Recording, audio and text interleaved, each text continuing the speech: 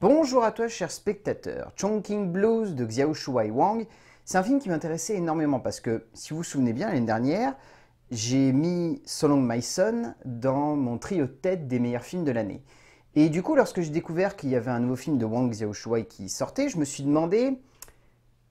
comment ça se fait. Il a réalisé un autre film en si peu de temps que ça, et en fait non, j'ai découvert que c'était un film qui datait de 2010, mais que malheureusement, comme pas mal de longs métrages chinois, de grands metteurs en scène, ces films mettent beaucoup de temps à sortir en salle. Et je me suis demandé comment ça se faisait que ça faisait 10 ans que le film attendait comme ça. Le résumé pour faire simple, Quan Hai revient dans sa ville natale, Chongqing, pour élucider un étrange mystère que lui n'arrive pas à résoudre. Son fils, Bo, est mort il y a 6 mois après avoir pris en otage une jeune femme dans un centre commercial. Mais pourquoi a-t-il fait ça? Bon ben indéniablement, je pense que c'est surtout que les distributeurs ne savaient pas en fait comment le mettre en avant dans les salles. Je suis bien content qu'il trouve quand même sa place dans les salles de cinéma françaises aujourd'hui parce que c'est vraiment un beau long métrage.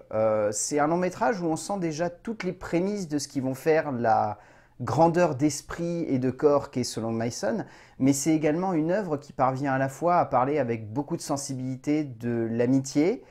de la famille, des liens parfois assez complexes que l'on peut avoir avec celle-ci, que ce soit celle passée ou celle présente. Et c'est surtout un long métrage qui arrive à parler avec beaucoup de sensibilité d'un père qui a besoin d'avoir une vérité, non pas pour faire son deuil, mais simplement pour se souvenir de son fils. Et c'est peut-être la plus belle chose qu'on puisse mettre en scène ici. Enfin, Xiao Shuai Wang, ça se voit à 10 km que son film est entièrement dévoué à cette idée. Cette idée qu'un père puisse un jour se dire « Ok, j'ai laissé une vie de côté, mais j'avais un fils qui avait besoin de moi et j'ai pas été là pour lui. Donc je vais quand même essayer de savoir qui il était, de le comprendre, de le cerner, parce que derrière, je n'en tirerai peut-être pas grand-chose, mais j'aurai au moins une dernière image de lui, une image positive et surtout j'aurai un visage à mettre sur un nom. » Et c'est extrêmement émouvant de le mettre en scène de cette manière-là. C'est extrêmement beau de réussir à construire un récit autour de quelque chose d'aussi simple, mais ça démontre surtout que Xiao Shuai Wang, c'est un metteur en scène qui, dès les prémices de son œuvre, dès la base de son cinéma, il savait exactement quel sujet il avait envie de mettre en scène et surtout comment les mettre en scène. Lorsqu'un auteur touche enfin le succès du bout du doigt, c'est le moment idéal pour essayer de mettre en avant ce qui a fait par le passé un grand metteur en scène de lui, comme c'est souvent le cas malheureusement pour certains auteurs chinois qui voient leur premier long métrage sortir dans nos salles plusieurs années après leur sortie dans leur pays d'origine.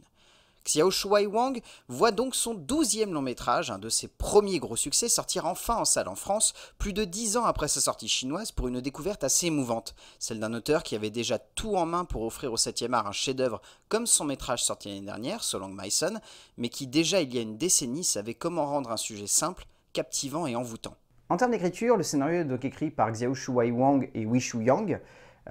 Et on sent que dans cette écriture, il y a beaucoup de choses. C'est impressionnant, mais le cinéma chinois est tellement baigné par une envie de vouloir aborder beaucoup de thématiques, que ce soit ici la famille, le lien père-fils, les amis, la relation qu'on a avec nos origines, la manière de mettre de côté le passé pour ensuite choisir d'en retirer que ce qu'on a envie d'en retirer. C'est bourré, bourré, bourré de sujets hyper passionnants. Et on sent qu'à chaque fois, ce sont des sujets que les deux auteurs n'ont pas jetés au hasard en fait dans leur scénario. Ils avaient envie que ça ait un vrai impact sur le spectateur, que ça le marque, que ça imprime, si ce n'est une certaine mentalité, au moins un certain œil, une certaine pensée, un a priori peut-être aussi, mais au bout du compte, ça a toujours un sens, ça n'est jamais jeté là pour que ça soit là. C'est toujours cohérent et c'est impressionnant, moi je trouve, parce que on voit beaucoup de cinéma à travers le monde où on a envie de mettre beaucoup de thématiques et où il y a des auteurs qui se perdent parce qu'à vouloir mettre trop de choses, on n'arrive pas forcément à faire la synthèse de ce qu'il faut garder, de ce qu'il faut mettre en avant, de ce qui est intéressant et de ce qui est plus secondaire. Et ici, on sent que Wang et Yang, ils ont envie le plus possible de faire en sorte que chacun de ces petits sujets, aussi infime soit-il, ait quand même une résonance au sein de leur histoire. Et donc il faut en sorte qu'un personnage soit vecteur de cette émotion-là, et un autre soit vecteur de ce sens-là, et un autre d'une réflexion, et ainsi de suite. On sent du coup qu'il y a beaucoup de personnages qui ont peut-être comme fonction uniquement de faire réfléchir le spectateur et d'avoir un sens que si on les met en perspective par rapport à l'histoire de Lin Bo, mais au bout d'un moment on se dit que finalement cette logique, elle est quand même cohérente, elle a quand même du sens, elle a quand même un but premier, celui de faire en sorte que le spectateur il se mette à la place de ces personnages. Et il se met surtout à la place de Quan Hai, de vraiment essayer de cerner pourquoi est-ce qu'il a besoin de connaître cette vérité à ce moment-là. Et c'est là que le récit du coup prend de la perspective, parce qu'au travers du personnage, on met en perspective les autres personnages. Wang et Yang ne veulent pas en faire trop avec leur récit et réduisent à l'essentiel l'évolution des personnages pour se centrer presque uniquement autour de celle de Quan Hai, pour développer le plus possible une forme de mystère autour de son regard, à la fois sur cette ville qu'il a fui mais également sur son fils qu'il ne connaissait plus. Sans jamais en faire trop, se perdant peut-être un peu trop dans l'évolution de leur narration, passant d'un côté linéaire assez entraînant vers un croisement des points de vue pas toujours très réussi, on sent tout de même une envie profonde de rendre si ce n'est le récit clair, de faire au moins en sorte qu'il garde assez de mystère pour nous emporter de bout en bout. En termes de mise en scène, Xiao Shuai-Yang, ici, il a un cadre très différent parce que ces derniers longs métrages, il a choisi de beaucoup s'orienter vers le flat, c'est-à-dire le format un peu télé, pour faire simple pour ceux qui n'arriveraient pas à voir ce que c'est. Et là, sur ce film-là, on est sur un format très ample, c'est un beau scope, un scope qui est vraiment immense, qui choisit de mettre en scène la ville de Chongqing de manière très élégante. La ville est un personnage à part entière. Moi, j'ai toujours été fasciné par ces metteurs en scène qui arrivent à faire en sorte que la ville, au travers de quelques plans, forme vraiment comme une espèce d'immense théâtre, mais également comme un protagoniste. Comme si, au fur et à mesure de l'évolution du personnage, la ville allait également s'adapter en fonction de lui. C'est-à-dire qu'il y a des moments où on a un grand soleil qui baigne la ville, et puis d'un seul coup, dès qu'il va y avoir des questionnements, il va y avoir un fin brouillard qui va se mettre en place autour des immeubles, et puis ensuite on va carrément avoir de la pluie. C'est des petites choses comme ça, mais je trouve qu'un metteur en scène qui arrive à appuyer ces détails et à les mettre en relief face à une caméra, c'est un cinéaste qui sait comment maîtriser chaque aspect de sa scénographie, chaque aspect de sa réalisation. Et ici,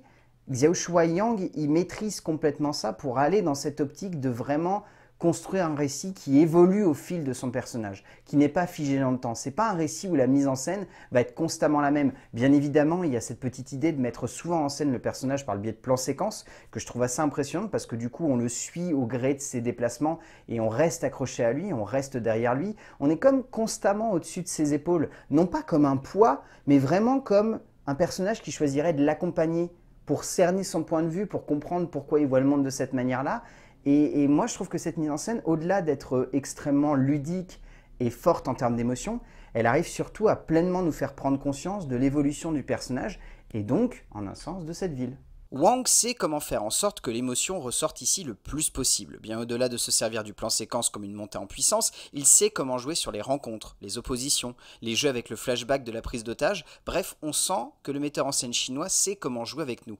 Il sait comment mettre un montage lent ou utiliser les effets de ralenti ou de suspension du temps pour placer une vraie montée en tension de la séquence et ainsi nous happer au cœur de son récit, ne nous laissant pas indemnes à la fin de ce voyage, cela est sûr, tant le metteur en scène comprend son héros sans jamais chercher plus que cela à le rendre trop mystérieux. En termes de casting, je trouve que Bing Bing, Bing Bing Fan qui joue donc la médecin est plutôt pas mal. Hao Queen qui joue Xiao Hao, l'ami de Linbo, est pas mal non plus. Ziyi Yang qui joue Linbo, lui, est vraiment excellent, je trouve, notamment au travers des flashbacks. Il arrive à faire passer un paquet d'émotions, c'est assez hallucinant en sachant que c'est un personnage qui doit quand même rester un peu mystérieux, sur lequel on doit avoir des vrais questionnements, et il arrive quand même à faire transpirer ça au travers de quelques scènes. Enfin, je trouve ça assez saisissant. Après, il est vrai qu'au niveau des acteurs, les acteurs sont souvent très secondaires. L'acteur qui ressort le plus, c'est celui qui joue le père, Quan Hai, qui lui, pour le coup, est vraiment, vraiment impressionnant parce qu'il arrive à faire passer beaucoup d'émotions sans jamais avoir besoin d'en faire trop en termes de jeu. Wang Zuigi est excellent dans le rôle du père, l'acteur parvenant à la fois à être d'une immense simplicité par sa carrure imposante à l'écran, mais jouant également très bien sur le côté de l'émotion face à la caméra du metteur en scène. Au bout du compte, Chongqing Blues est un film que je trouve vraiment impressionnant. Encore une fois, c'est un petit peu dommage qu'on le découvre qu'aujourd'hui parce que je pense qu'on l'aurait découvert en 2010, peut-être qu'on aurait déjà pris conscience de la puissance du cinéma de Xiao Shuai-Yang, mais ça permet quand même aussi de se remémorer et de se dire que dès ses premières œuvres, c'était un cinéaste qui avait déjà en tête de vouloir concevoir des métrages où la simplicité d'un sujet n'allait pas rendre le long métrage simple. Bien au contraire, il allait le rendre complexe, touffu, extrêmement dense, et ça allait lui permettre en plus d'appuyer ça par le biais d'une mise en scène qui est très travaillée, très différente également de ce qu'il a fait dernièrement, par le biais du format, mais également par le biais de sa manière de capter les personnages et de jouer avec le décor dans lequel il se trouve. Mais vraiment, ouais, si vous avez l'occasion de voir Chongqing Blues de Xiao Shuai-Yang, je ne sais pas s'il passera dans beaucoup de salles, mais c'est vraiment une belle œuvre, c'est une œuvre qui permet de mieux découvrir ce cinéaste chinois, je trouve extrêmement important, et qui surtout nous emporte dans une histoire qui arrive, au-delà de sa simplicité, à être extrêmement humain. Et c'est peut-être l'une des plus belles choses qu'un auteur puisse nous livrer. A plus!